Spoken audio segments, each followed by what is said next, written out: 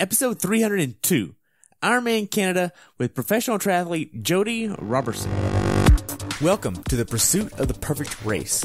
I'm Coach Terry Wilson, and with each episode, I bring stories of athletes to you that share their experiences at races in order for you to learn how to have your perfect race.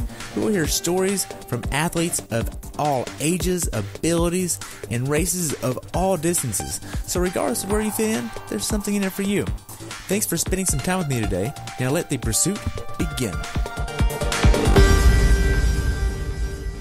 Hey everybody, welcome back to the pursuit of the perfect race. Today I'm talking with professional triathlete Jodie Roberson about her recent race at Ironman Canada, where she had a time of 9 hours, 47 minutes, and 58 seconds. This race took place on July 27, 2019, where the temperature on race day was 61 and rose to 75 with a wetsuit legal swim. Welcome to the show, Jodie. I look forward to talking to you about your race. Thanks for having me. You're welcome. So before we really get started here, what made you even want to sign up for Whistler? Oh, man. Well, first of all, I'm really glad I signed up because this is the last race that they're having in Whistler here. So that was pretty exciting. I didn't find that until after. And Whistler was absolutely an epic place to go visit. So if you're looking for gorgeous mountain towns to go check out, Whistler is definitely one of them. Originally, I picked it because I work full-time as a teacher, and the race is in the end of July. So it gave me a nice block of training time in my summer there before I raced. Nice. So you've done 7 Ironmans, I believe it is. You've been to Kona. Now you're like in this whole process of trying to get back to Kona and go again, right? Yeah, I'm kind of open to not even heading the Kona route this year too. Really? Yeah. So if it were to happen, I'd probably be caught up in the emotion and be like, yes, I'll go, But on the same token, I'm totally fine with taking a different route this year too. All right. So going into this race, how was your training? Being that you're a teacher, you had a big block off before you had to go to Canada and get going there. But what was the training like? So before I headed here, once I finished work in the end of June, we work all the way till June 28th, I think it was, or 27th, something like that. And then I headed out to Boulder, actually. I work with Siri Lindley as my coach. So I went out to Boulder and I spent about just like 3.5 weeks out there training. And then I headed right to Whistler. So it was great. It was some really focused triathlon where I got to play like pro triathlete for 3.5 weeks, so never complaining about that. So I think nothing's ever perfect leading into the race, but it was a solid block of training for sure. Good. So, just trying to think of the logistics there. Did you have to get like a hotel there or your Airbnb and then train day and night? What's this look like? So yeah, I searched really hard to find a place in Boulder in the summer, first of all, but I found just through like word of mouth from like other triathletes that were out there, I found a place, just a house full of people. I called them the Boulder House, and there was like 4 people living in the house. They did different things. One girl was like an air traffic controller, another was a teacher, another was an engineer. Another guy worked for Shimano. So they just did like random people, and I just like rented a room from them in their house for the whole time I was there. So it was perfect. Oh, wow. It's kind of nice not to be like come home to like triathletes too. So, right. Yeah. And then it was pretty much like we would meet with Siri some days during the week to do swims, bikes, or runs. And then other times we were just on our own. I was out there, Ellie Salthouse was out there, and Mary Common Farias was out there as well. So the 3 of us hooked up a lot for some workouts as also. Isn't Ellie just a sweetheart? Oh yeah, she is. She's great. So it was a pleasure to both Ellie and MC were amazing to just train with out there. Like the atmosphere was so relaxed. You just couldn't enjoy what you were doing. You couldn't like not enjoy what you're doing. Yeah. I was fortunate enough to talk with Ellie about her win at Boulder, and she is such a sweetheart. Like, oh yeah, absolutely. So going into this race, you obviously had to do some kind of workouts to give you confidence for this distance. And this is a beast of a course. Even though you're from New York, you couldn't race to Lake Placid this year because it was a men-only race. So you picked a different race. And this has 8,000 feet of gain, almost 8,000 feet of gain. Yeah. How did you prepare for this? Well, I mean, I was kind of fortunate that I was out in Boulder, like for my final prep for this, because I got to do lots of climbing. So Boulder is a great place for that if you want to climb. So I felt well prepared, being that I had that experience for those weeks out there. Yeah, and I think like if you just like learn how to ride steady too. I mean, it's just a steady effort, right? You're just going a little slower when you're climbing, right. Essentially. So. So, with going into Whistler, what workouts did you do that gave you the confidence to go into Whistler prepared? Like saying, okay, I checked all these boxes, I'm ready to go now. Did you have any workouts like that? I wouldn't say there was like any workout that I was like, had to have that box checked, In the past when I've done Ironmans, I definitely felt that way. Like I had to have that like 7-hour ride checked or something like that, but here this time I just felt like it was more the cumulative work that I put in like all spring. And I mean, just over months of training, like, and the work was there and the fitness is there. So I didn't really try to make it focus like one particular workout or a couple workouts. It was just consistency week after week after week. Right. Now, I know Siri Lindley's coaching is more of an RP and how you feel during that workout, and are you giving what you can during that workout versus what you were doing previous to Siri, which was more number-based. How has this transition been for you? Well, I was pretty like addicted to those numbers, so I wouldn't say it's been the most easy of transitions, but it was one that I really deep down wanted and knew that I needed in order to keep progressing in this sport, in order to just enjoy it again too, right? I was doing a sport to hit a number, not because I love to swim, bike, run anymore. And so I just kind of wanted to come back to the root of like why I was doing this sport. And I've definitely been able to come around that working with Siri. I'm still working on totally letting go of things, but I mean, it's funny. Like I didn't have any desire to like touch start on my watch for the swim and like swam my fastest swim time. You know what I mean? Like, so just like, you don't need those numbers if you just put your best effort forward, for sure. Right.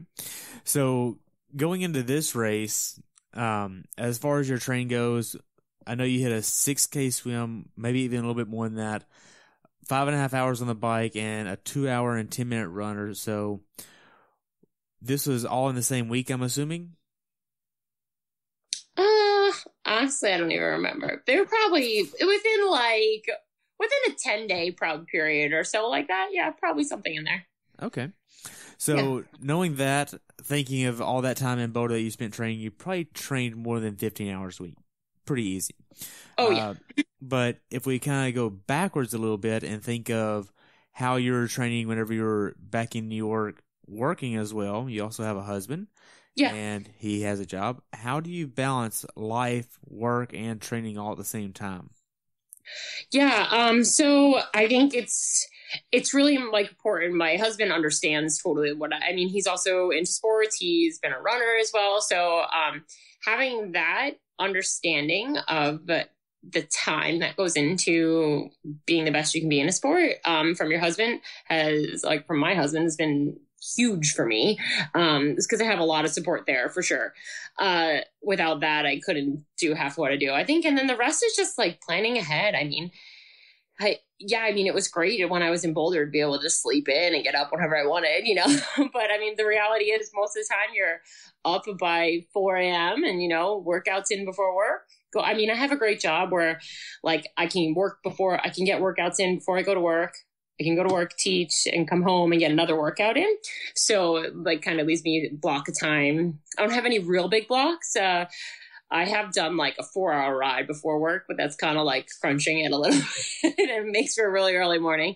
But it's the schedule pretty much looks the same. It's just maybe like spread out differently. I mean, not too differently though. You're just doing something in the morning, something in the afternoon, and instead of getting a cup of coffee in the middle of the day, you're going to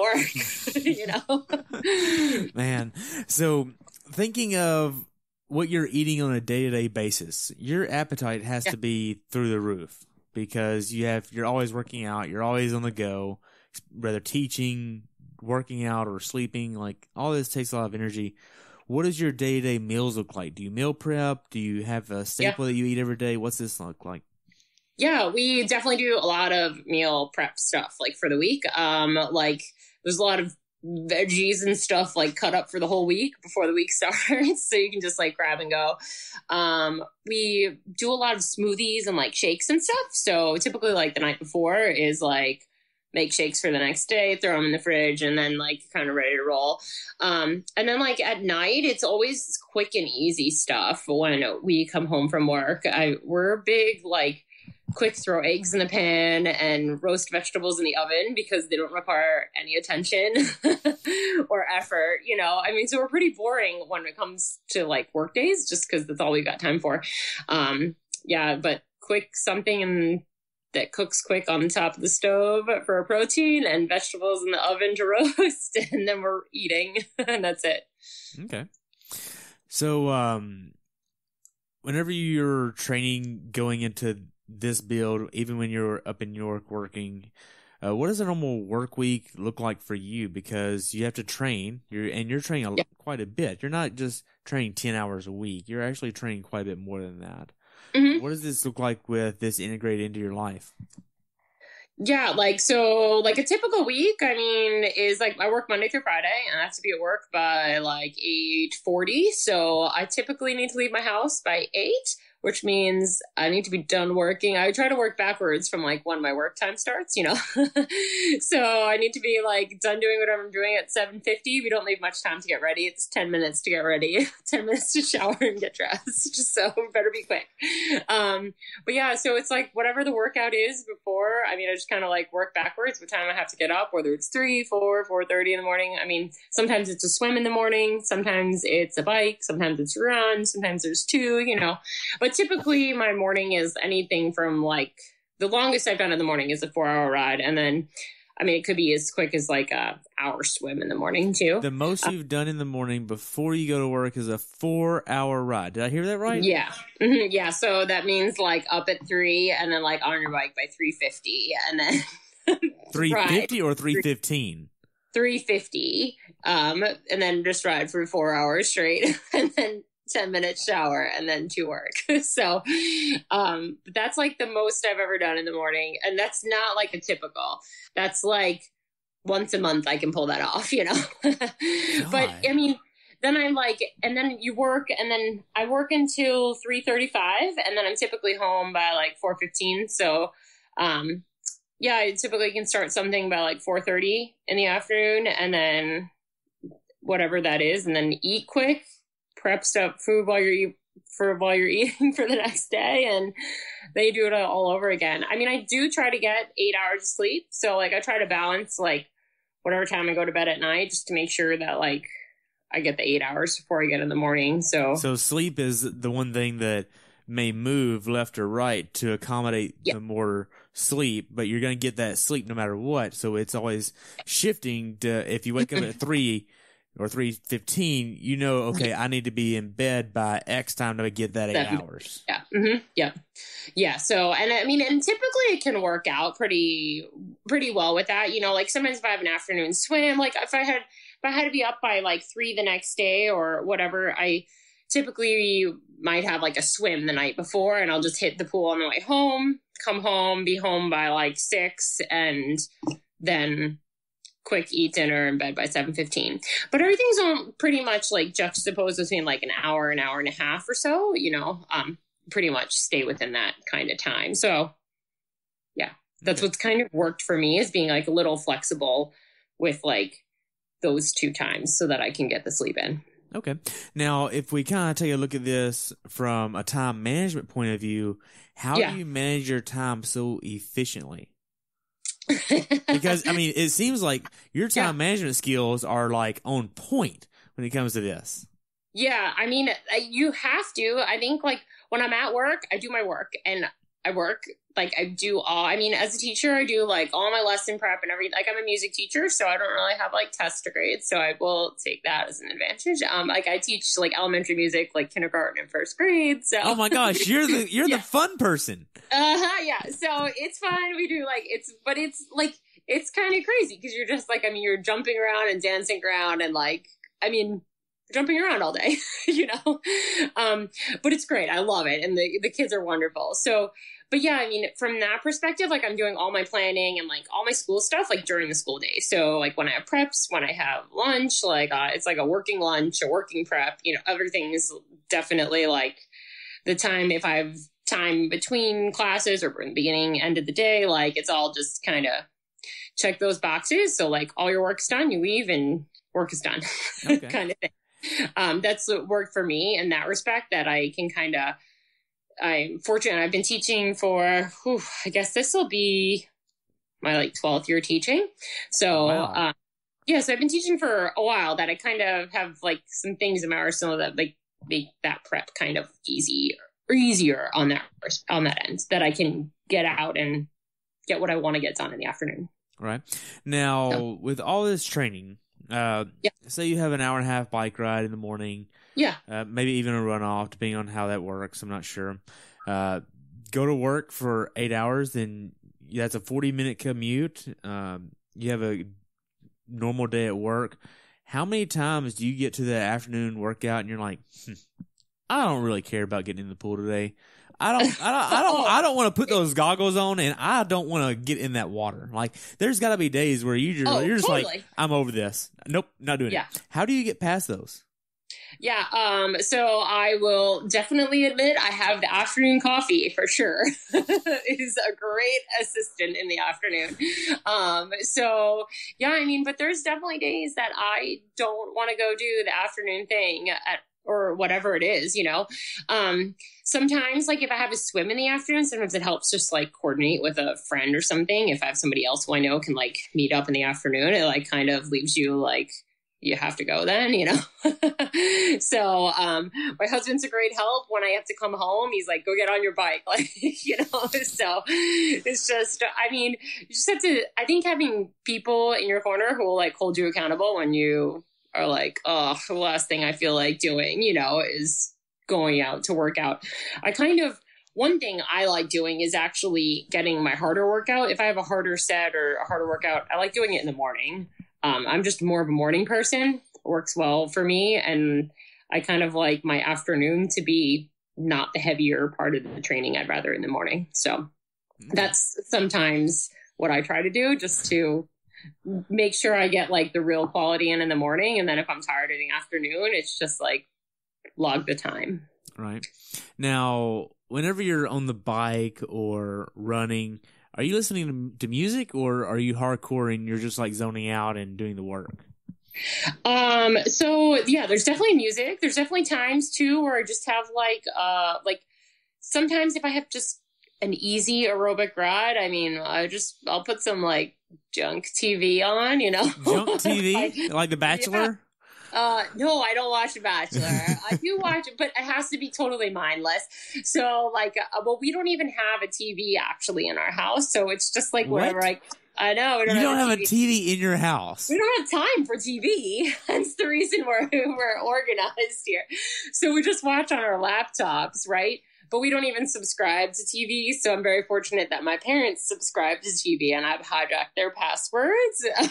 Or I should say they willingly shared their passwords with me. But I think my mom shared so she can like talk about Grey's Anatomy with me in the morning on the way to work, you know. But no, so yeah, just kind of like I just watch random things that don't require much thinking. Yeah. So, do you and your husband have enough time alone together that doesn't consist of rushing to get dinner, going on this long bike ride, or pulling sag, or sleeping in, taking naps? Like, do y'all actually have a life together? Because, I mean, It seems like it's very systematic and very, well, if we have a date, it has to be 2 hours here on Saturday after the workout. Well, I mean, the weekends are like way more flexible for us for sure.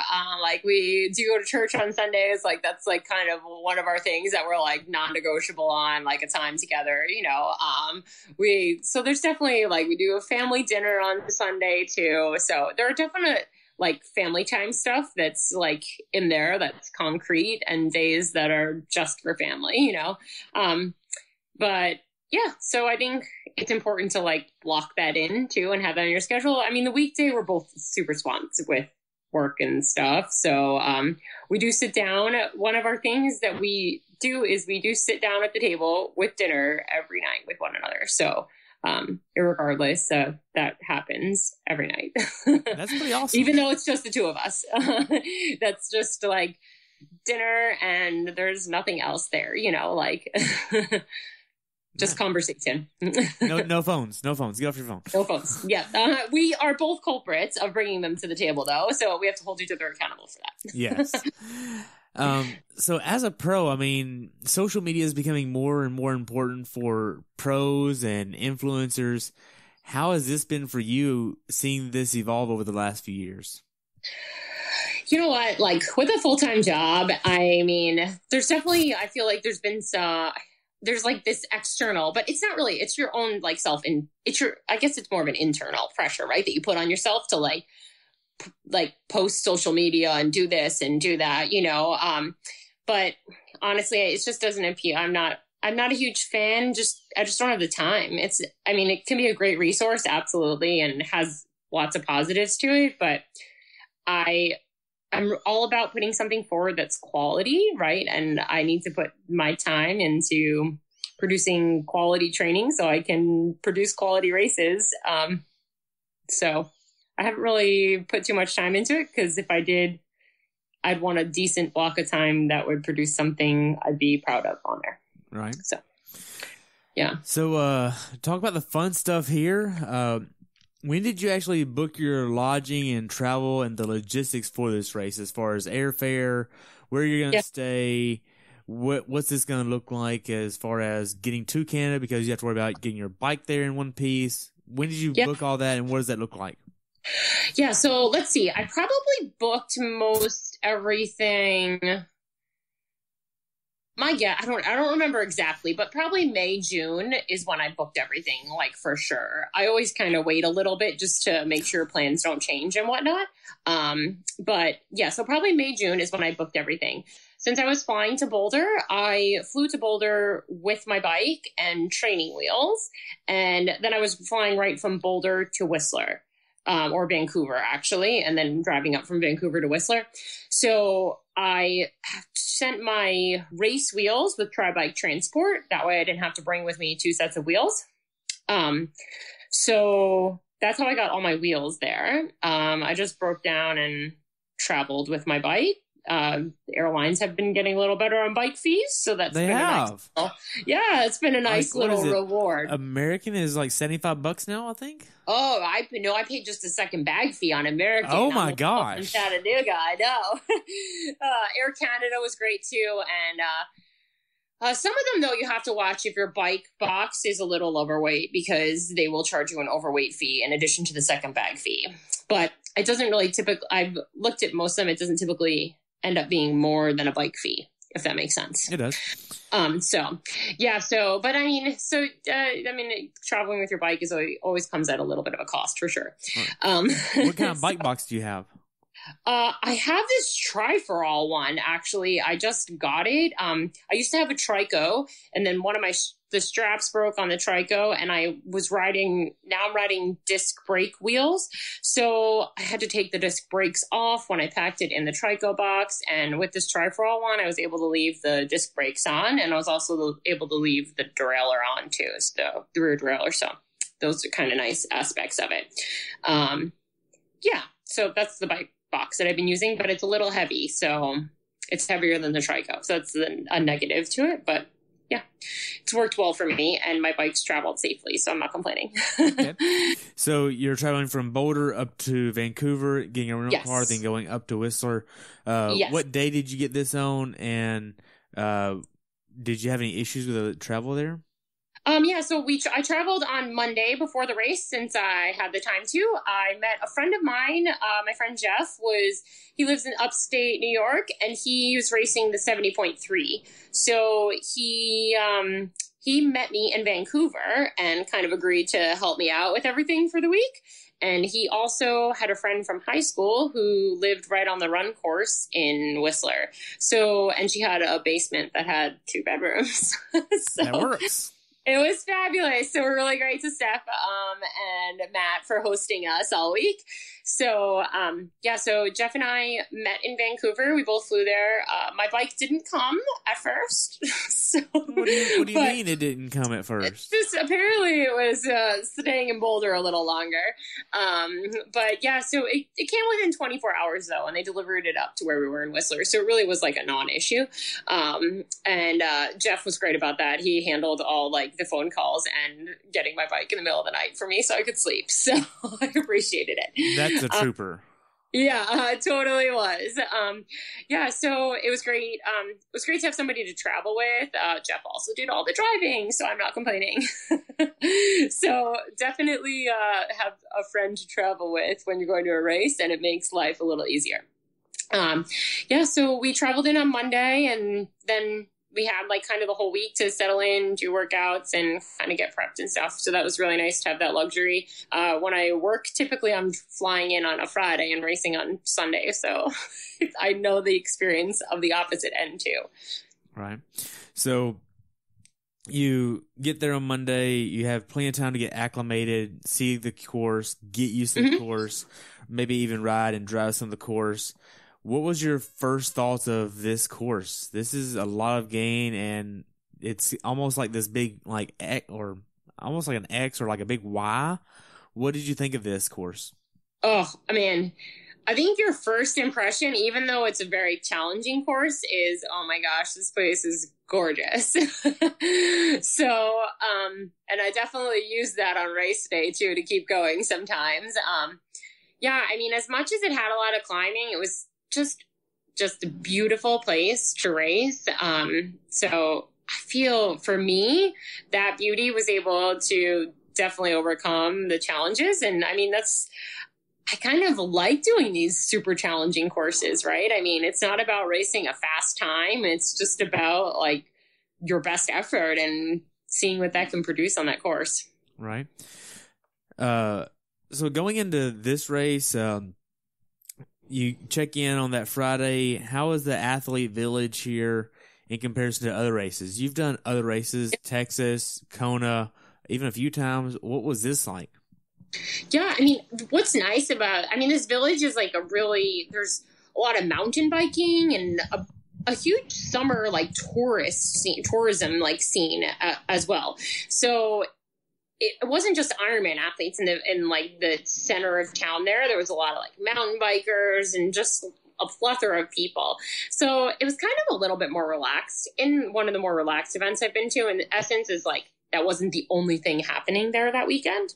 And it was unique, as in they hosted the Olympics in Vancouver, Vancouver and Whistler in 2010. So where they had everything set up in the expo area was kind of like their little Olympic stage, and they had like the Olympic rings and the Paralympic symbols and everything up from their 2010 Olympics. So it was definitely a unique and pretty cool venue to host at, for sure. Okay. So going into this race, pros now have to check their bike in the day before, just like age groupers. Yes. This is different from in years past. What do you think about this change? Oh, I think it's great. I mean, why not have like the ability to like double check our bikes, and like, what's the big deal? What are you doing with it? Like between like 5 p.m. and 5 a.m. the next morning anyway, you know what I mean? So if everyone else has to do it, there's no reason that we can't do it either. So yeah, I don't see anything wrong with it. And honestly, it's one less thing you have to do on race morning. And I think they already did it. I don't know for sure, but I'm pretty sure they already did it in like Europe and everything like that. I'm pretty sure they already checked in the day before in other countries. Right. So, man, I just had a brain fart. Sorry. Okay. Losing my train of thought here. The day before the race, what are you trying to get in as far as nutrition, as far as breakfast, lunch, and dinner? What does that look like? Yeah, definitely like carb heavy in the morning, for sure, of like the day before. Carb heavy all day, but like really trying to like front load it to like the front of, so like the race is Sunday. So like on Saturday, like really trying to front load carbs and get in a huge amount, like before noon, say, on that day. And like everything has extra salt on it. So I use base salts, and I use literally base salt on like my food all like week before, and especially like that day before too. So yeah. Okay. So what are you actually eating breakfast, lunch, and dinner? You have like the pancake breakfast, the traditional pancake breakfast, then rice and chicken, and then medium breakfast chicken breast. Man, why did I say breakfast? I told you I got nervous. I don't know. I think I just have like my go-to. I just kind of eat whatever I want, like when I want it throughout the day, and just I do calculate and like add up like the number of carbohydrates, like the grams of carbohydrates that I get, to make sure that I have enough, that it's like, I think it's around like 450 or something like that I'm getting in for the day. And I just kind of go with whatever I want. Like, so if rice is a big one for me. Like rice, bagels, bread, bananas, applesauce, like all those kinds of things, sweet potatoes. Yeah. You name it. Right. And just like things that are just really easy digestible too. So, all right. Like I try to stay away from like anything really high in fiber like that day. Well, that would make sense. You don't want to shoot yourself. No. So if you think of the race itself, this is going to be a full Ironman, so you're going to be out there for over 9 hours, or just about 9 hours, hopefully. What did you want to do for nutrition plan, and what did you want to put in your swim and your swim to bike and your bike to run bags? So nutrition wise, to start off the day in the morning, I do a banana, like 1 and 3/4 cup of applesauce, and then I do a scoop of protein powder and a bottle of sport drink with like extra salt in it also in the morning. So it's kind of like my morning. When I get up, I do that like 3.5 hours before the race. And then right before the race, about 45 minutes, I do a can of Beet Performer beet juice. And then about 15 minutes before the race start, I do gel with like 50 milligrams caffeine and just some water. So that's kind of like my pre-swim deal. Then I swim. And then there's no nutrition in my T1 bag. Everything's already on my bike. And then I start my bike with 2 bottles of like base hydro and aminos and salt both of them, extra salt in those bottles. And then I will pick up bottles of base hydro on course. And I typically try to aim for 2 bottles of sport drink for an hour. Okay. And then I do about a gel every like 45 to an hour or so as I need. So this is over 400 calories an hour, easy. Yeah. What about, like, are you going off a feel when you're actually on the race course, or do you have like a timer set? What does this look like? Yeah, so I have a timer. Well, I have a timer on my bike, so it just beeps every 10 minutes. So I just drink every 10 minutes. So every time it beeps, I drink. Okay, so you have a bike computer then? Yeah, I do have a bike computer. On my bike computer, I just have time and cadence. So you're not showing what watts you're pushing? Yeah, just time and cadence. You see? Yeah. Okay. So, no watts up there, just time, cadence, and but I do use the time so that I know, but I was thinking about it too. I'm racing Ironman Mont Tremblant, and I was like, I think I could do it totally without my bike computer, especially in Canada, because you have kilometer markers. So it just like, it comes more frequently, I think, so it's just a little easier. And I was like, I just do like finish a bottle by the time I get to 20K or, Well, I mean, and that course up there at Mont Tremblant is amazing. And yes, I really respect the race director at Mont Tremblant. I went up there earlier this year and met with him, and he's, out of all the races I've interviewed for, he's one of the only race directors that said, "Hey, can we talk on the phone for a little bit? I want to pick your brain." Like, he cares about making his experience at his race better than the rest. Like, that's awesome. And it's amazing. Yeah. He goes rogue and does his own thing, and it pays off. Like, the organization is top notch there. It absolutely is. So, anyway, the day before the race here, you're getting everything ready. What does this look like as far as you trying to go to bed and what time your wake up is? This is also a split transition race, and you can't really just you can ride your bike to T1, but then you have to take the shuttle back to T2 in the finish line area, right? Did you have any issues with this? Like the day before, right? The race.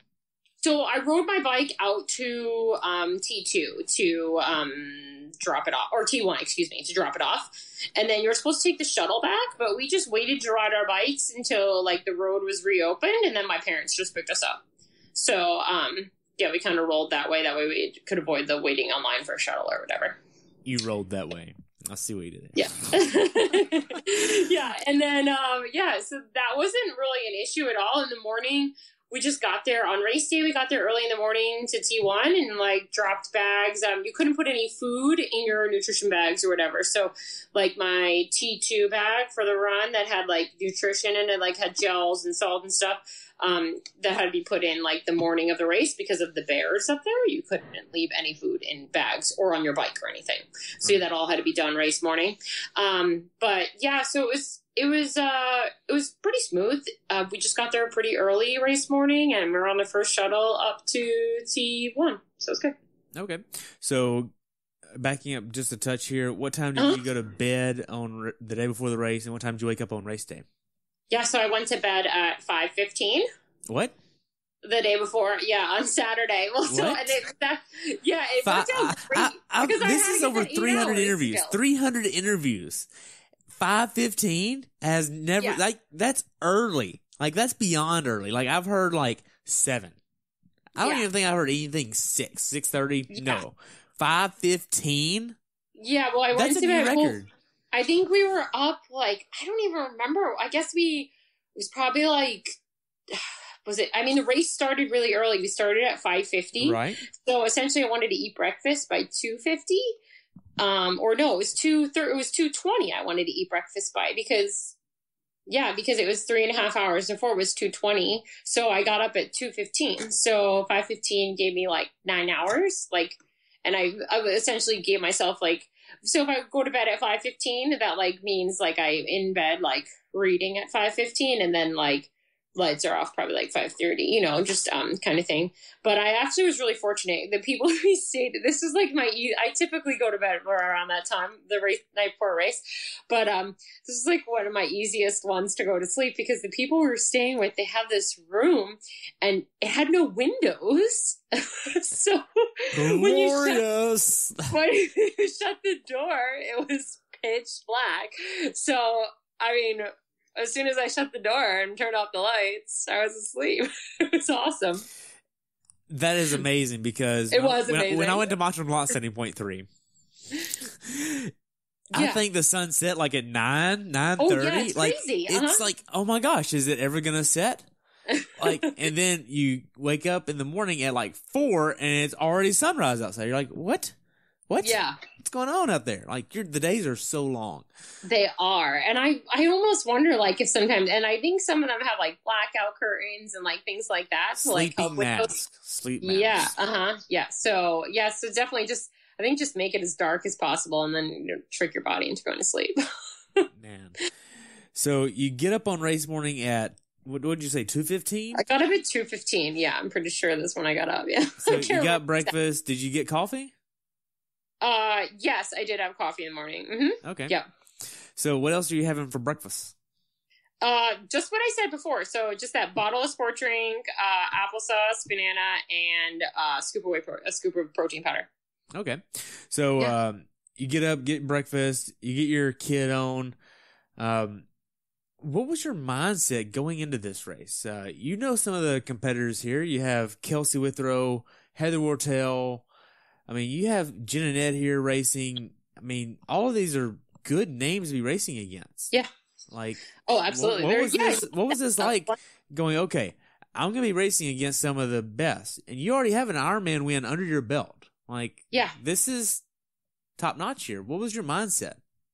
I mean, I think I go into every race wanting to be I'm going to put together a great performance that has potential to put me on the podium or for the win, right? That's that's what we're out there to try to do. So I think I have to empower myself with like that mindset no matter what. Like, and just know that like every experience out there, I'm going to use it as like fuel to keep me going forward, you know, whether it's a positive thing that happens or a negative thing that happens, like I have to take ownership and responsibility for it and turn it into something that's going to keep me going forward as fast as I can, you know? Right. And like the less like negative moments and the quicker you can turn, I'm not like, you're going to have like negative moments. Things are going to not be perfect for sure. So the quicker you can turn those moments around into a positive thing in your head, I think the better you're going to do out there for sure. What do you mean stay away from negative moments? So like, for example, like if you're like riding on the bike and I mean, you're like, oh, I'm so far behind. Like, I mean, I think instead of being like, I'm so far behind, you should be like, okay, I'm just going to feel power all around the pedals. Like, think about the things that you can control instead of like passing judgment against yourself about like where you are on the course or how far you have to go. Or like, I mean, when you're on the bike, I'm not thinking, oh my gosh, I have to run a marathon still. I'm thinking like, how am I going to like push the best power you can on these pedals right now to keep going up this climb? So it's more about staying in the moment then. Yes, definitely. Mm-hmm. So whenever you have this, maybe a negative thought come into your mind while you're on the bike, I mean, that's pretty normal. How do you address this negative thought or negative moment and get rid of that and change that into a positive thought? Because you're a person just like me, and you're susceptible to going negative thought, negative spiral staircase into Narnia. Yeah.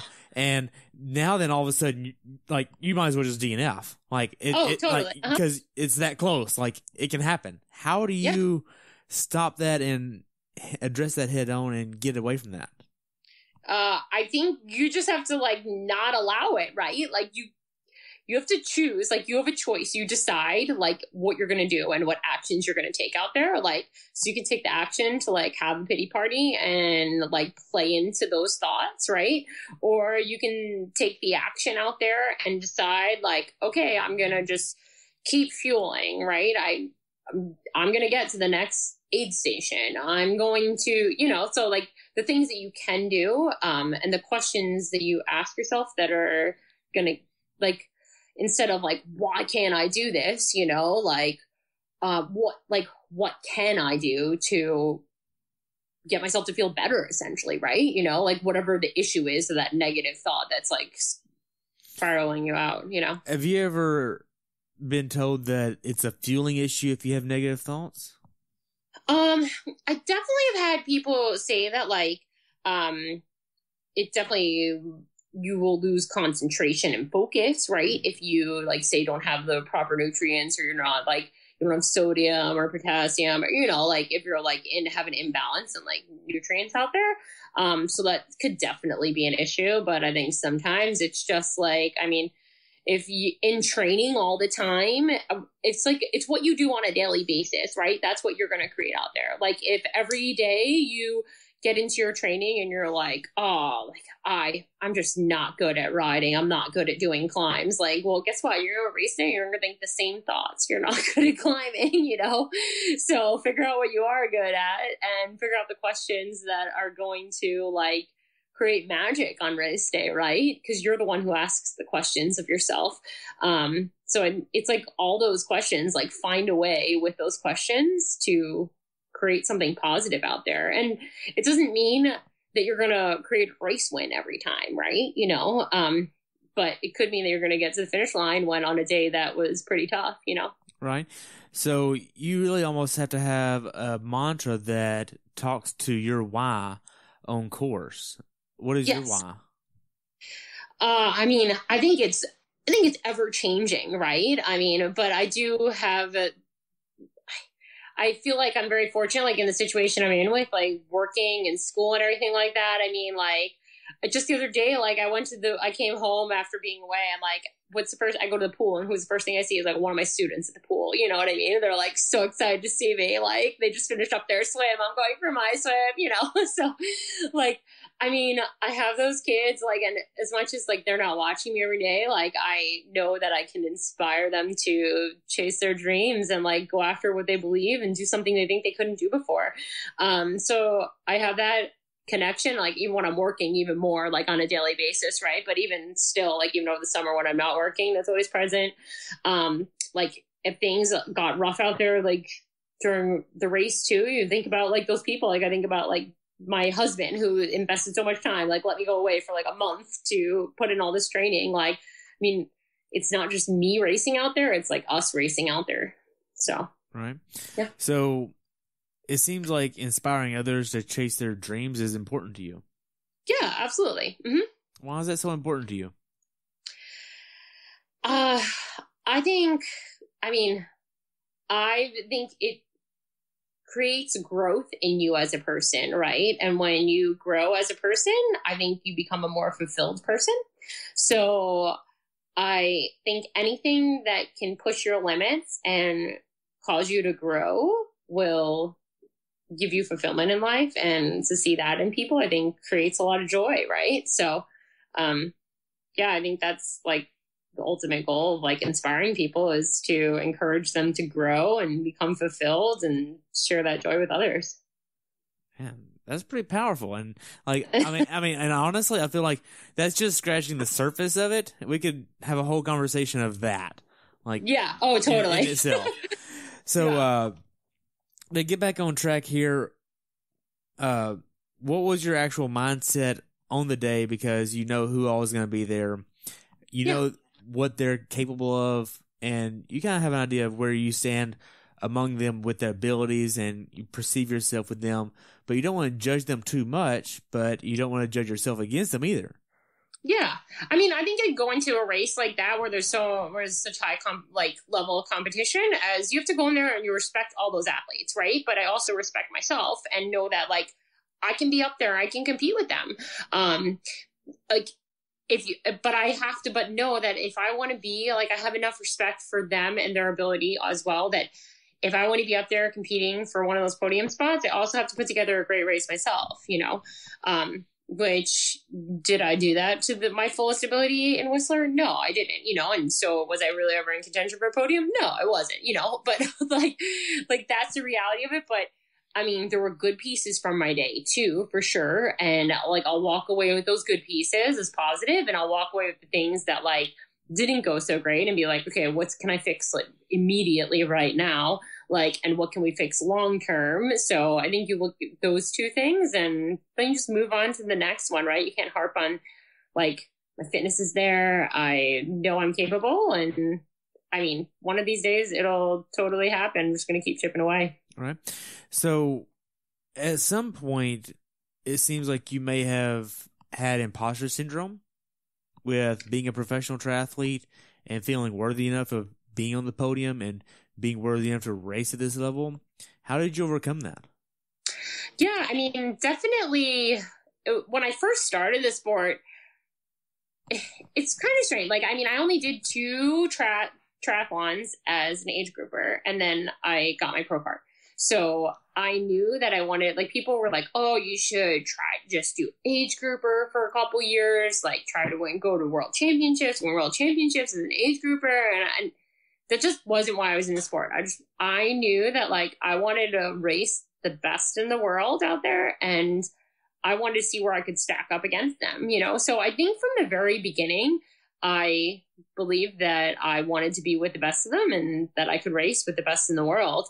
I think it's funny because I feel like I entered the sport in that way, and I had some like really good years in the beginning, like initially with that mindset. And then I think as things kind of went along, I was the only person, and I wasn't anybody else, but I put a lot of expectation on it that like I had to produce like that podium result every single race. Otherwise it just wasn't worthy of anything, you know? And then that kind of like definitely had a negative effect on my racing for a period of time there. And so I think I'm still working at kind of coming back to that, like just putting together a race and a race effort that I'm proud of, and not judging about where I'm, like coming back to that confidence that like I belong there, you know? Right. Man. There's so much good stuff we could definitely talk about. Like, this is awesome. We're not even on the race yet. Let's just go to the race. You get there to the race venue. You put your nutrition on your bike. You're putting 110 PSI on your wheels. You're getting everything ready. Here, you got your base aminos, your base hydro there. Excuse me. You're using your Rudy Project helmet today or on this race day. Yeah. You leave this area, then you go down to the swim start. It's a wetsuit legal swim, so you're able to use a full sleeve wetsuit. I think you're using a QR wetsuit here, if I looked at the pictures right. Get this on. What's the atmosphere down here like? What's the environment like? This is only a female pro race, so it's just the female pros here, no males. What's this atmosphere like for you? Yeah, I mean, I just kind of like find a place by myself in the morning to like put my wetsuit on or whatever. And I have to say, so I've never been one to enjoy swimming in a wetsuit, which is bizarre for a non-swimmer. Normally non-swimmers are like, yes, give me the wetsuit. But I've always just found it a little uncomfortable, especially like the tops of my shoulders. I've just always felt like I never had enough, like I could move my arms fine, but I just felt like squeezed down on the top of my shoulders. And I never really enjoyed wearing a wetsuit. But I was putting my wetsuit on a race morning and just like watching around like I always do, because I always have things to learn, right? And there was just an age grouper he was putting on his wetsuit, and I watched him and he pulled it up like from like the hips, but then he like continued to pull it up his torso, like really up high, so that he had like extra almost on the top of his shoulders. And I was like, wow, that's like genius. I was like, I'm totally going to try that. And then it was like I totally did that when I put my wetsuit on. It was the first time I've ever swam in a wetsuit where I didn't feel restricted, like from my shoulders to my torso, like pulling that part. I don't know. No one, I know I do that exact same thing, like on my legs and on my arms, I had the wetsuits that have like the little like markers on, they tell you to pull them up, so I've always done that on my legs and my arms, but I never did it with the torso section. So, if you're uncomfortable swimming in a wetsuit, make sure you pull the torso up all the way, because it really helps. Yeah. There's a random thought. That's a random tip. That was like my highlight of the day, was that age grouper who I watched fitting on his wetsuit. I have no idea who it was, but thank you. So what about, do you to get the wetsuits off faster? Yeah. I know I've heard a lot of pros, they actually will snip the bottom of their wetsuit off to have it like faster to pull their feet out of. No, I didn't do that. Do you do any of that? No, I don't do any of that. I do use like the spray. What is that stuff called? Tri-slide. Yeah, the tri-slide stuff. I do spray that like on my skin and then like on like the wetsuit a bit, like especially I spray it on the outside of the wetsuit, because like essentially that's the part that's going to be like sliding against you, Yeah, I don't have any issue getting it off either, so it came off pretty well. Yeah, and I typically, so not an issue for me in that respect. Getting it off, it seems pretty good. Putting it on has always been the issue. Okay. So, right before the cannon goes off for y'all to start, what's your mindset? What does this feel like for you? Do you have anxiety? What's this like? I guess I'm always nervous for sure, right? You always got butterflies, but again, that's all how you like the question you ask yourself, like, oh man, I'm so nervous, this isn't good, right? No, but it's more like, oh, I'm nervous, that's good. Like, this means something to me. This is of value to me, and like, I want to put forth a really solid effort here. So yeah, like I should be nervous because I worked hard for this. So I think it's all how you frame that, right? You have to use that nervous energy to your advantage in many ways. But yeah, I use a tempo trainer when I swim. I use a tempo trainer when I race too. Really? Yeah. Yeah. You're that person. Swimmer tips. We could talk swimming. You're the second person I've heard do that. The other one is the lovely Gemma Hollis. Okay. She is, oh my gosh, swim. I got nothing. I'm drawing a blank. She's out of Houston, or the Woodlands actually. So she does that. Yeah, no, so I use a tempo trainer. I mean, I've used one actually since I started swimming, and everyone I've worked with has encouraged the use of it, and it really helps me.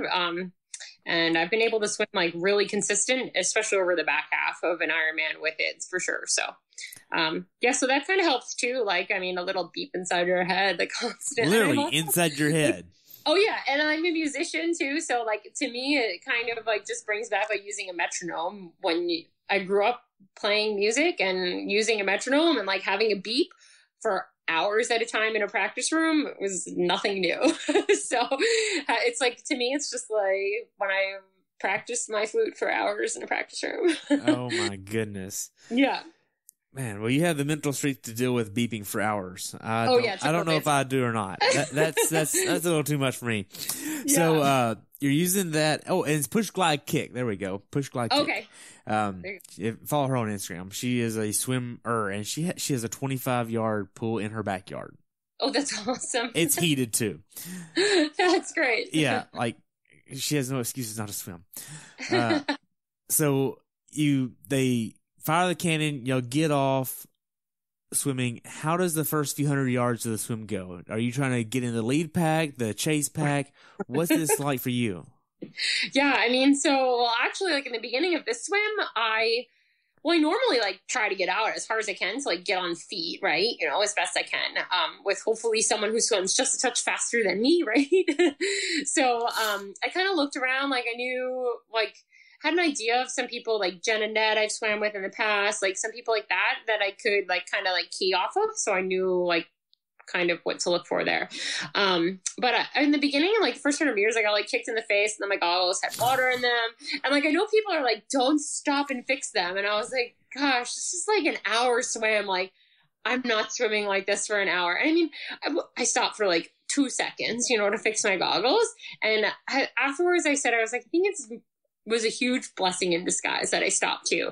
Because sometimes in the beginning of the swims, you get a little panicky, right? Just with all like the crowdedness and everyone like pushing and shoving and like just the craziness of a swim start. And because I waited that like extra second, I just kind of missed the little franticness of the swim start and just settled in and kind of did my thing right away. And it worked out really well for me, ironically enough. So I'm not complaining. So that was my start of the swim race. Okay. So this is a 2-loop course. It's almost like a lollipop in the water. Mm-hmm. How does this first loop go, and then compare that to the second loop? Yeah, so I started out the first loop, and I know I always, like, someone like Jen and Ned in the past, I've, like, swam, but I've typically passed her, like, on the second loop of a loop course like this.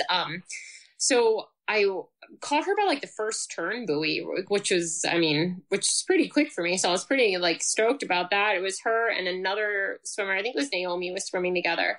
And I contemplated like sitting on their feet, but I felt like if I caught them that quick, I was swimming a little bit quicker, and I want to swim as fast as I can. And so I figured I would probably pass them and they'd probably hop on my feet, but I was totally cool with that, as then we'd all swim a little bit faster as if I just sat back and swam on their feet. So yeah, that's what I did. I just went around, like tried to take the turn buoy like really tight on the inside and pass on the inside. And then they hopped on my feet for like the rest of the first loop. And then on the second loop, they now have started the rest of the Ironman athletes, and you have to keep the turn buoys on your left, but the other buoys you do not have to keep on your left. So I just made the choice on the second loop to swim on with the buoys on my right. So essentially on the inside, and then hit the turn buoys on my left, obviously, like the buoys that are required to be on your left, but just kind of kept you out of traffic a little bit because everyone was swimming on like the outside of the buoys in there. So that's a tip that they had actually last year when I swam Lake Placid. It was a 2-loop swim as well, and they had told us to do that in Lake Placid. So I just took that it worked fairly well there. So I just took that kind of concept and applied it here too. So okay. Yeah, and then I think I lost like Jen and Naomi came, I don't know, I'm sure one of the turn buoys, they probably came off my feet at some point, just because you're coming into, like, to get around those turn buoys, you're coming into a crowd of people essentially to get around. And then, but yeah, they were like 10, 12 seconds behind me, not very far. So. Okay. So you get done with the swim. What are some tips that you give age groupers or even other pros for accomplishing this type of swim?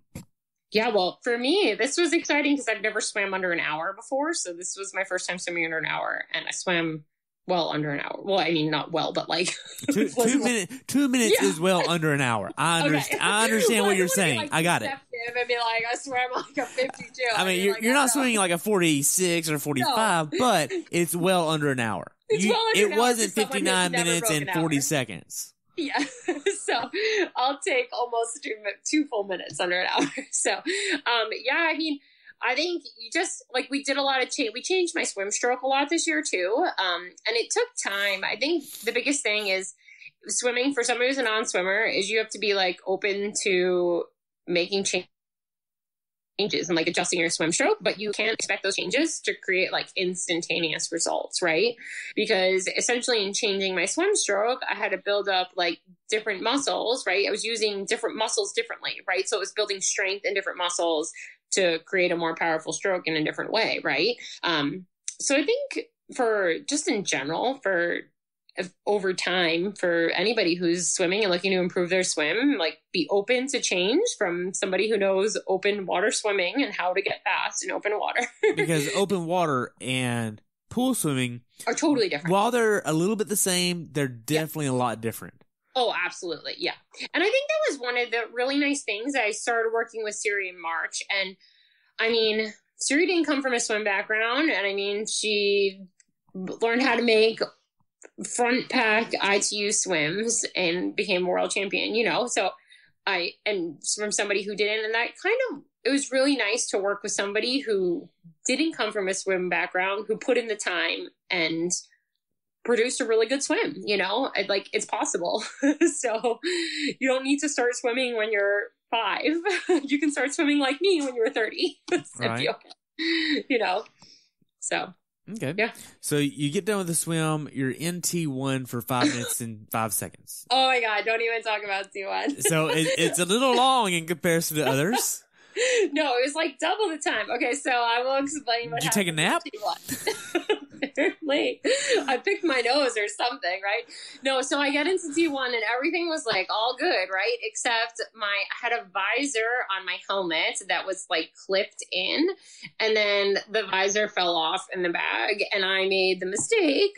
It's funny because I've had this conversation with other people, but there was no forethought. I was like, I've never had the visor fall off. That's never happened to me. That's not going to happen to me. But tip, so if your visor does fall off, put a pair of sunglasses in your bag too, so you can just put your sunglasses on. But I didn't do that, and I didn't have sunglasses in my bag. So it was really sunny out. I mean, it was like a perfectly clear day. It was bright and sunny, and I wanted that visor for 5 hours on a bike ride. So I went, and it's not easy to put a visor on when you're like just came out of the swim and it was a little tense, you know? And then the volunteer, like they couldn't help me. So it was fine. They gave their best effort for sure. But yeah, so eventually I had to there was like a clip on the helmet too, but I couldn't get it in the visor and the clip while I was on the helmet. So I had to take the clip off, get the visor and the clip, and then get the clip back on. So it's not a magnetic clip? No, it's not. I know my gosh. No, not a magnetic clip. No, it took me forever. So, oh my gosh. But yeah, so just put a pair of sunglasses in there with the visor if you choose to use the visor. So yeah, it took me a while to get the visor on. We'll just leave it at that, obviously. And then I don't normally have the speediest of transitions. I will not claim to fame for that ever, right? But there's no reason I should have been in there for 5 minutes, except for the fact that I couldn't get the visor on. I mean, I guess I could have left it. That was my choice. But I mean, and then I just but then again, it kind of goes into that whole questioning thing, right? So I could have been like, oh man, I just lost all the time. I swam actually I had no idea what time I swam because I didn't put a watch on. So, but I knew I came out with Jen and Nat, but or before them. And then Jen and Nat and Naomi were long gone up the road somewhere. So I could have been oh man, I missed that. I was out with the perfect people and I missed, but instead I was oh, this is fine. Now I'm just going to I put my head down and do my own thing, and I'm not going to get caught up in anyone else's mess or what anyone else is doing out there. So yeah, I mean, as much as, I could have been upset about it, but what's that going to gain me? It isn't going to gain me anything. I learned from it. I'm going to put sunglasses in my T1 bag. Right. That's it.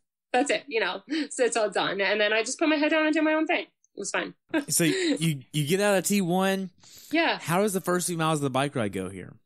Yeah, I felt pretty good. Like, especially in the beginning of the bike, I just like rolled with what I had. And I mean, before we got to the top of the climb, the first really big climb, I passed Naomi, I passed Carolyn, I passed Jen. And I mean, wasn't riding out. I was riding totally within what I was capable of doing, and just roll with it.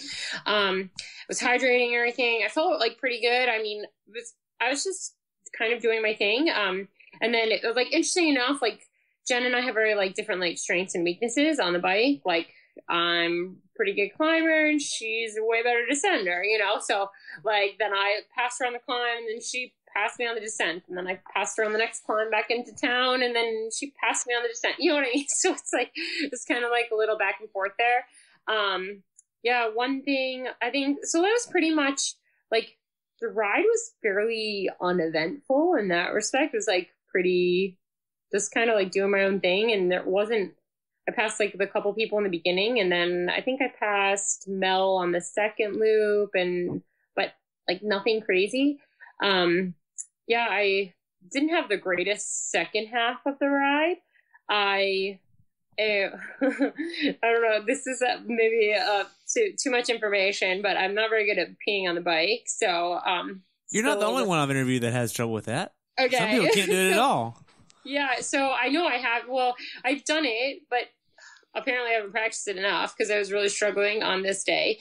Was unsuccessful for the duration of the bike, which leads, considering the fact that when I got on my bike, I probably could have peed when I got on my bike. So 5 hours later and like banging back, I mean, I probably was pretty consistent with the 2 miles an hour in the beginning of the ride. And then like the second half of the ride, I mean, I was just so uncomfortable and like having some like stomach issues just because not because of digestion, because I had to pee really bad.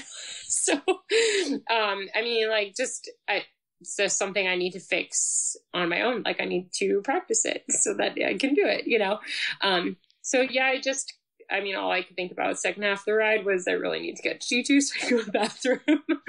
But, hopefully I can fix that. That's something I should be able to literally fix in like a week if I practice it, right? So right now, let's back up a little bit. How are the quality of the roads here? How is the aid stations here? Last year at this race, it was notorious for being quite dangerous. There were some wrecks here at this race because of how the layout of the race was with the course. They changed the course, thankfully. Was it safe? Did you see any wrecks? Did you see any flats? What was all this like? I saw a couple flats, I mean, which you always see, right? But safety wise, I mean, there of course there's like some potholes in the road or whatnot, but I mean, like that's every course. Like no course is ever going to have like pristine roads, I was fortunate that I had ridden the descent prior, so I kind of knew any of the sketchy things like right on the descent, and so I thought the course was like really safe. People were really respectful if you were like on your left, like especially on this, not the first loop, but like on the second loop when you were out there with people and just on your left, and you just have to be vocal. I mean, that's as an athlete, that's your responsibility, like to stay on the course. Like you need to remain on the course. And if that requires you to slow down, that requires you to slow down. But if you're vocal about it, most of the time people are respectful and moving over. So, right. Yeah. So, what about the aid stations here? Were they? They were good. Well? They were timed in great places too. So you weren't flying on the downhill like trying to grab a bottle. You know what I mean? I've heard of that before. Where the aid stations are like, we're gonna put this like midway downhill. Yeah. Thanks. No, they were just very well set up, and volunteers were great, so it wasn't an issue at all. Okay, I know you use base products. Yes. I believe it could have been this race or it could have been another race. Was water and base hydro in the same color bottle at this race? Yes, they are in the same color bottle. Mm-hmm. So from afar, can you tell the two apart? Yes. Well, they had the volunteers in different color shirts. Okay. But you could tell it apart though. You couldn't tell it apart. No, like usually looking at the bottle. But you could tell the volunteers, like the volunteers holding water were, I don't remember what it was, but I'm just making this up because I can't remember what it was. But volunteers with water were in like blue shirts, and volunteers were in base were in like red shirts. Okay. Because that could be very confusing. And if the volunteer coordinator there isn't specific enough, those two can get crossed, and then the volunteers could be handing athletes the wrong things. Yeah, I didn't have an issue with it. It was like, I mean, and it's always been pretty clear, like water, base. And I think I was pretty vocal about it. And I'm always vocal when I get to an aid station and I say base, I want base. Like, and you say, like, if you're vocal and you say base, typically a volunteer says base, and you, like, I just point to that volunteer and like, I'm taking your bottle. You point to them. Hey, you're my volunteer. Yeah, totally. Absolutely. Because then they know you're grabbing the bottle, and it makes it just so much more successful that way. So I totally point to the volunteer I'm going to grab the bottle from. I announce that, like, I want base. I point to the volunteer, and they'll say, I have, like, typically if you yell base, they'll yell it back to you, like, that they have base. And then I just point to the volunteer I'm going to grab from. Yeah. Okay. So, let's talk about after the halfway point, after the first loop here. You've already climbed this course once here. How are your legs feeling? I mean, 4,000 feet of gain and 56 miles, that's quite a task there. How are you feeling? I mean, the second loop was it's definitely challenging, right? Like, I'm not gonna be like, oh, my legs felt like all peachy keen, you know? I mean, your legs feel it for sure, but, it wasn't anything like unreasonable either. Like, I think your legs feel the back half of an Ironman no matter what, right? Right. So from a cadence perspective, how was your cadence? Being that I know you wanted to actually hit a certain cadence, but you're not worried about power or a heart rate or any of that stuff. You're worried about, hey, am I doing the best I can in this moment? I mean, it seems like what series go-to method is. Mm-hmm. So what was this like? My cadence was pretty consistent. I mean, like, I typically am like low to mid 70s. Just me. That's what I ride. So, that's pretty much like where I stayed. Okay. I know your bike has something special on it. Tell me what this is. Oh, yes. It does. So, so QR was super great. This year, in January, my grandfather passed away from Parkinson's after like a long battle with that. So I kind of wanted to celebrate his like strength and all that he demonstrated throughout his life, right, and his hard work. By dedicating my bike to him this year. So my bike is gray and blue, the colors for Parkinson's disease. And then also there's like a tulip that represents Parkinson's that is on my bike as well from that QR did for me. Wow. So what's the best memory you have of your grandfather? The best what? The best memory that you have of your grandfather. Oh my gosh, he's just a jokester, right? And I think, I think you could like pull out like all of his random, like he just had these like crazy jokes, you know, he's just joking all the time. So I think his just ability to make you laugh, right? Yeah. That's pretty awesome. Yeah. So, other than having to use the bathroom on the backside of this bike ride, how are you able to stay focused and still accomplish a solid bike ride of 5:15? Like this is because if you have to go to the bathroom, oh my gosh, it's painful. Like, it's totally and painful. If this is already happening at mile 50, like you have another 60 miles to go, and you're in pain for that 3 hours. Like that hurts. I was pretty much. I mean, like I think eventually when I kept trying to go to the bathroom right for a while, and then eventually I was like, okay, I'm wasting time trying, so I'm just gonna put my head down and get to the finish. And I just had to make the choice, like, okay, like that's not something that I can control right now, as much as I would love it to be, right? It's not something I can control. And like when I get to T2, I'm totally hitting the border body. But like for right now, I just want to get there. So get there as quick as you can was essentially just shifting the focus, right? From, I mean, as best you can. I mean, of course it wasn't perfect because there are definitely moments where I was like, oh my gosh, I gotta go to the bathroom. But right. Man, so tell me about the demons that came out to play on the backside of the bike ride, because with having to use the bathroom, losing time, trying to go to the bathroom, how many demons came out to play and were in your head during this time? Yeah, I mean, there definitely were moments there where I was like, oh, this, like, and I mean, especially because I know that I can ride the back half of a bike course really well. And I know, like, in my best races that I've had, I've made up time on this back half of that bike ride, right? So I think, like, the biggest demon that I had to battle was, like, myself being like, oh, like, this is your strength, but you're not using it, kind of thing, right? Does that make sense? Like, when you know you're strong at something, like, I know I'm strong at pulling off the back half of a bike ride, right? And then to not do it is frustrating. So I think I just felt had like to, you felt like you were leaving something on the table and you didn't want to do that, and you were battling. Yeah, exactly. Is that right? Right? Like, you feel like that's a strength of yours, right? So you want to use that strength of yours.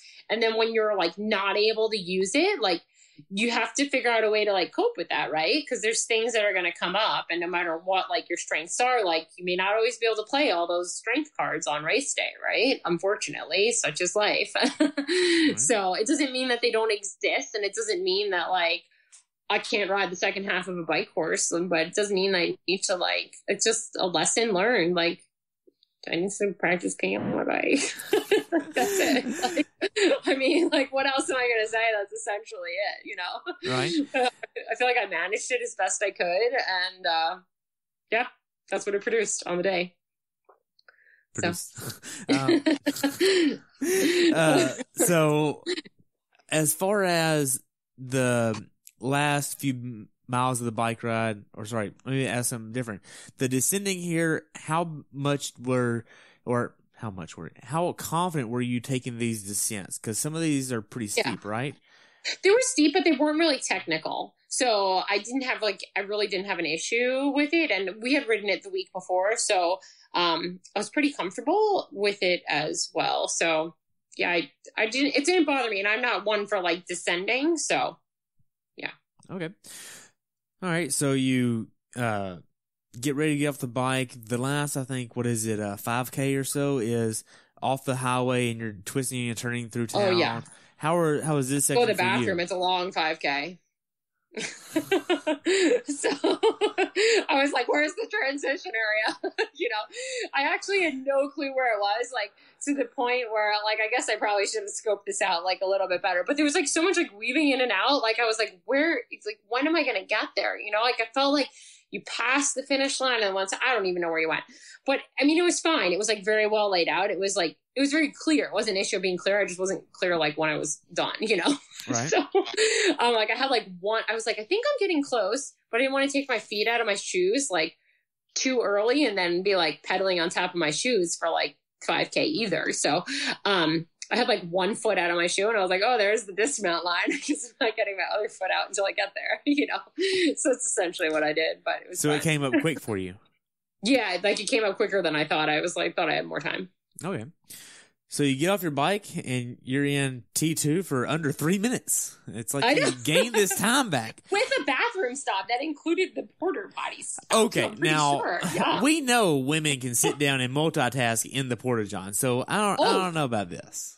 It was totally multitask, like bathroom, gels, refuel, like take your arm coolers off. It was everything. Like, I took care of everything while I was in there. It was like quick out of the tent, go to the bathroom, and just took care of everything in there. So, man, yeah. So you get out on the run course. You're feeling relieved. You're feeling, thank God I'm off the bike. Do you have an idea of where you are in the field at this point? I mean, like, I knew where I was. I'm pretty sure I knew where I was place-wise, because I knew, like, how many girls were ahead or whatever. But, I mean, I didn't know, like, how far behind I was time-wise. So there's a pretty quick, like, out and back on the course that you can kind of judge, like, how far you were back about from there. But, yeah. Okay. Mentally, where was your mind at when you first got on the run? When I first got on the run, I mean, I was definitely like, man, okay, like, I can run these girls down, you know, like, I've had some solid run times, and, like, I should be able to, like, chip away, you know. My legs definitely didn't come around to that, but I was hopeful for a little while that it would. Right. I think it was Dee Dee that was right behind you, right? Oh, she was in front. She was in third. She was in front of you? Second, or first off the bike. No, she was first off the bike. Dee Dee. She was quick off the bike. Yeah, okay. She was in first, I think, and I think she was first or second off the bike with Heather up there. Okay. Yeah. So you head out on the run. You get a few miles in. This is a 2-loop run course, so you go up to Green Lake, then you come back and do it all over again. How does the first loop go for you? Yeah, I mean, I think I was definitely like hoping to like I was working hard like to try to like make up some ground, which I was not really making up. But I feel like Ironman's such a long day that you just have to keep like putting one foot in front of another, you know. It's not a fast run course. I don't know if it's the bike or just the run course itself. This challenge, you know, it's just, I mean, and so yeah, I just kind of like put my head down and got from one aid station to the next as best I could and put forth what I had. I mean, definitely was not a run that I was stoked about, but I mean, it wasn't up and down either, right? I feel like I just pretty much had the steady effort of whatever I had for the day. Right. So as far as I know you've been to the well before, you've dug as hard as you could before, you've been there, you've done that, you've experienced it. How close to the edge of going to the well and going to the dark side were you? You know, I feel like you can get to that edge of the well, like when your body is like really physically like on, right? So, those are the days when you're able to like push your body like to the limit. And like, I was definitely struggling out there, like to push. I mean, I was pushing my body as best I could, but, I wouldn't say it was to the limit of my fitness. Does that make sense? It was the limit of my capabilities for that day, you know? But yeah. So you were pushing to your capabilities, but not to the level of your fitness. Is that right? That's what I feel like. Yeah. Mm-hmm. Okay. So how would you allow someone else to understand what that feels like? Yeah, I think it's like when you feel limited, right, when you feel limited by your ability or your body, right, in many respects, right? Like you want to push harder, but you like feel like your peripheral system, right, or your body just like isn't going any harder. Whereas like on the days where you're like on, you're just like pushing to the max, to the limit, and you can keep going. I don't know exactly. Does that make any sense? I don't know exactly. It does. It does. I don't know. Because like even like with some of my runs that I'm doing now, like some days like it's like I start welcoming, hey, where's the pain at now? Come on, bring it. Yeah, I'm ready for it. Like, let's go find it. Like, and you're just starting to run. You're like, oh boy, this is going to be a good run. Like you're all giddy inside because you know, like, I got what it takes today. But I mean, that could even be coming off of like, 10 minutes of you're sitting here playing on the phone like, I don't want to run, just let me play my games, let me scroll through Facebook some more. But then once you start running, you're like, oh boy, today's the day. Yeah.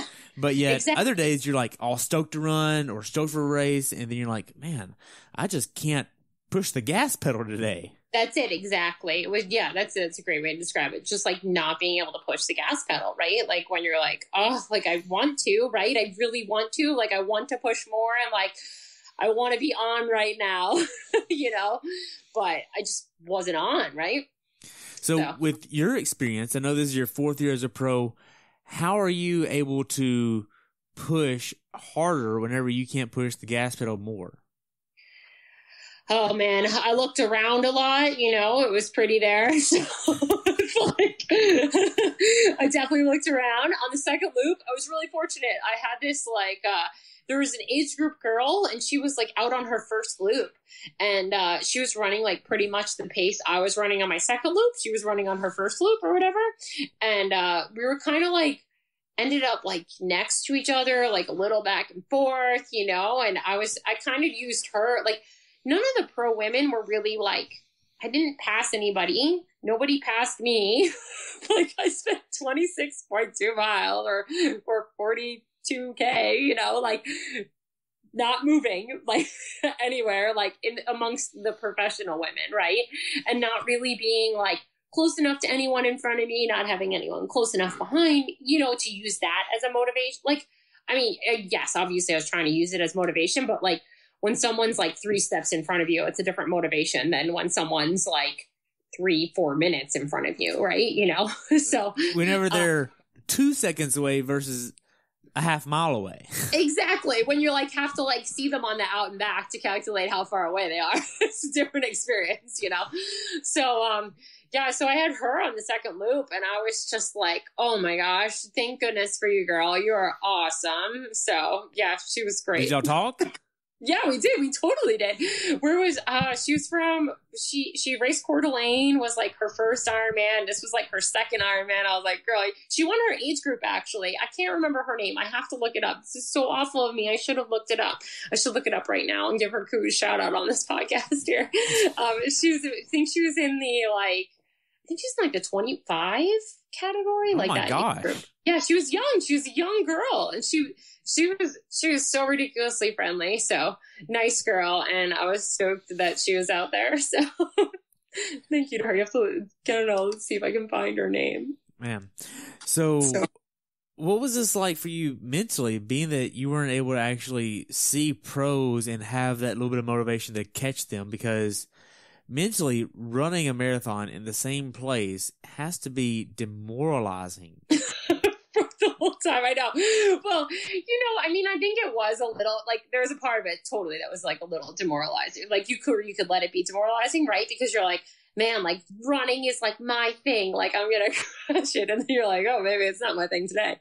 But, yeah, I mean, for me, like, I think you can't take a finish line for granted, right? You know, and I came out there to race, and it didn't, like, that's what I came out there to do. I came out there to get to that finish line, no matter what it took, whether it was a great day, whether it was an awful day, you know, doesn't matter whether you're running a 3:30 marathon or whether you're running a 3-hour marathon or whether you're running a 4-hour marathon, your body's still getting fitness from it, you know? So like, I'm still gaining fitness, even though I'm not running as fast as I'd like to be running. Like, I'm banking fitness here. So let's do it.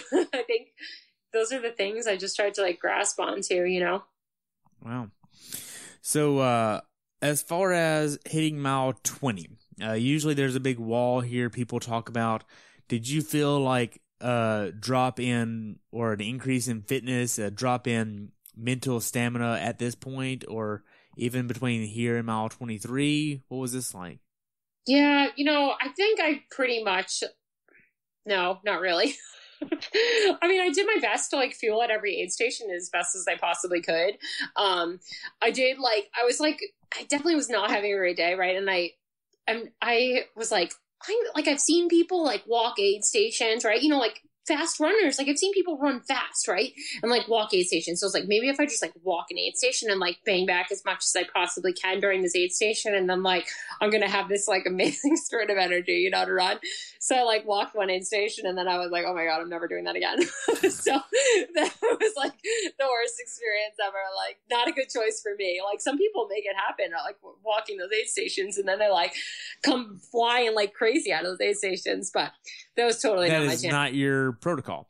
No, not my protocol. Let's just say I did it one aid station probably, I don't know where it was, probably somewhere in the second half of the run, like probably even like the last like quarter maybe, or I don't know, but I did it once and then I was like, no, you run through every aid station. That's way better.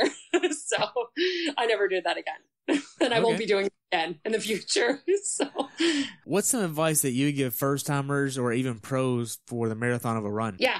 I think it's like things can go really south really quick in a marathon run for people, right? So if you can just be consistent on that marathon run, and I think that was like I didn't know what was going to happen with those girls up ahead of me, right? Like nothing went really horribly south for any of them. I mean, it wasn't really, I think when conditions are hotter and stuff too, like things can go even more south, right? But I think you just need to manage yourself the best you can and your effort the best you can, because there are people who are not going to be doing that. And like, you're going to pick people off that you would never imagine in the last 10K of that marathon if you manage your effort well.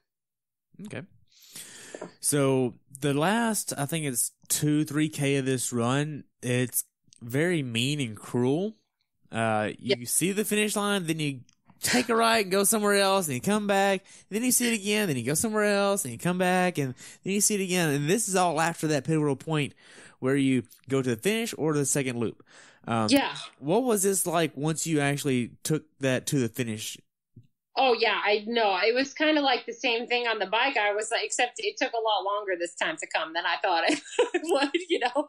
I was kind of just like, where am I going? Like, and I wouldn't say, like, wasn't really clear on like where the finish was. So it wasn't like I passed the finish and was like, oh, I wish I was there. It was more like, wait, like, I just saw like the 21 kilometer mile, like 21K, like I must be almost like another 0.1K, right? You know, like so it definitely was a long last little section there for sure. Right. So, but I think like the 21 kilometer was different because I don't even know what it was. I have no idea, but whatever. It's totally fine. It took a while. All right. So, you get done with the last 42K left. You only have 0.2 left. What was this red carpet like for you? Oh man, I was just grateful to like be at that finish line. You know, you can't take them for granted for sure. I was grateful for all the people that helped me to get there. You know, whether it be my husband, whether it be Siri, whether it be my parents, whether it be Jeff helping me, whether it be Steph and Matt who hosted us. You know, so just kind of like grateful to be able to celebrate it with all the people that were there too. Okay, so you finish here, you get your medal. What was your recovery process afterwards? Yeah, so like directly, like that day? Yeah. Just recovery drink right afterwards and then good dinner. And I think I did Normatex that night too, you know, so yeah, I mean, that was pretty much it. The next day I swam already. I swam the whole week after, but I did not bike or run. Okay. So later on there was the award ceremony. You placed 5th here. What was the award ceremony like for you? It was cool. I mean, it was kind of neat because it was like on that like Olympic stage, right? So it was outside. It was a pretty cool venue for it. And of course, I mean, I was sharing the stage with some incredible athletes. So, yeah. So, as far as moving forward, you got 5th here. How do you feel about that now that you've had some time to reflect on it? How do I what? How do you feel about your race now that you've had some time to reflect on it? Yeah, like I said, I think I have those like 3 takeaways, right? Like swim I'm pretty stoked about, and then like things I can fix like right now, from putting sunglasses in my T1 bag to like making sure I can pee on the bike by the time I get some Entre Blanc, you know, to like things we might want to change long term to maybe get some better run off the bike going, you know, some just training things that Siri and I will bounce back and forth that we might change over the upcoming months and years, you know. Okay. So, yeah. So what's something that you learned about yourself through this race experience? Oh, I think it was good. Like, you can gain so much and grow so much without a podium spot, without, you know, without having your best race, with having a race that is really like subpar from where you think you could be, but yet like you can take away a lot from it. So, but at the same token, like you have to take ownership and responsibility to decide to do that. You know, like I could walk away and be like, oh man, that was like my worst run ever. Like I'm never gonna be able to run again. Like, why can't I, you know, like, I mean, but what's that? That's not going to serve me in any way, you know? It's not going to move me forward, so. Yeah. So looking back on it now, how well prepared for this race do you feel like you were? Yeah, I think I was well prepared. Being that Siri and I have just started working together, I think there's things that we're both going to learn throughout the process. Like every athlete's different. And, I mean, it's only through like trial and error of like going to races and learning things that you want to fix, that you're going to refine the process with her. So, yeah. Okay. More to come. Now, if you could change anything about your race and before you started the race, what would you change? Oof. I'd just change the pee situation, probably. Okay. That'd be my biggest thing. And for first-timers, what advice would you give them? Whew. Like, I think we always cross the finish, like, right? Like, a first-timer, like, get to that finish line, right? And celebrate the finish line and celebrate your victories, the things you overcame, the things that weren't perfect, the things that you're not happy about, but celebrate the fact that you got there and like all your accomplishments of getting there.